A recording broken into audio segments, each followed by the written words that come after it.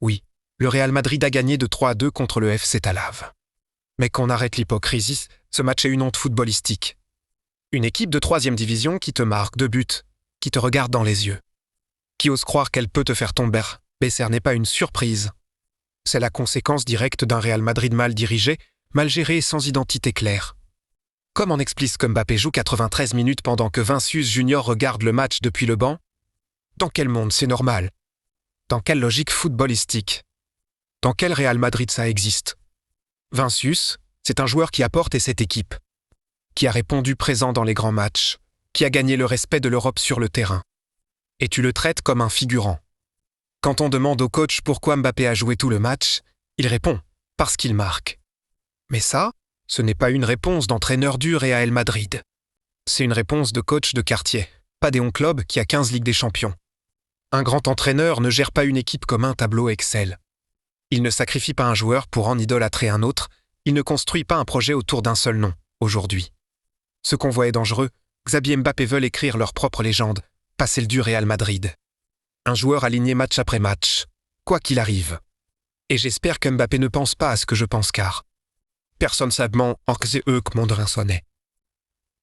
Auteur de tout ce à Tezins, Cristiano Ronaldo n'est pas un joueur. C'est une ère, une référence absolue, un standard irréel. Ces records ne sont pas juste des chiffres. Ce sont des documents sacrés, écrits avec des remontadas, des finales, des ballons d'or, des nuits européennes mythiques, une mentalité que personne n'a jamais égalée.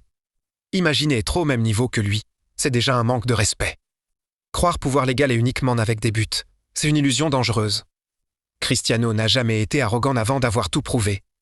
Il a travaillé fin, souffert, porté le Real Madrid seul quand il le fallait. Il n'a jamais demandé qu'on sacrifie l'équipe pour ses statistiques. Si Mbappé bat un record sans bâtir une dynastie, sans dominer l'Europe, sans faire trembler les plus grands stades, alors ce record ne vaudra rien. Et le danger est là, une grosse tête avant la grandeur. L'ego avant le collectif, le nom avant le blason. Le Real Madrid n'est pas un laboratoire pour ambition personnelle. Ce club ne se plie pas à un joueur, ce sont les joueurs qui se plient à son histoire. Les supporters sont fatigués. Fatigués de voir des choix injustes. Fatigués de voir une équipe sans âme. Le Real Madrid ne doit pas gagner n'importe comment. Il doit gagner avec respect, autorité et cohérence. Parce qu'au Real Madrid, il y a une règle que personne ne doit oublier. Aucun joueur n'est plus grand que le club. Et personne, absolument personne, ne touche aux documents du GOAT.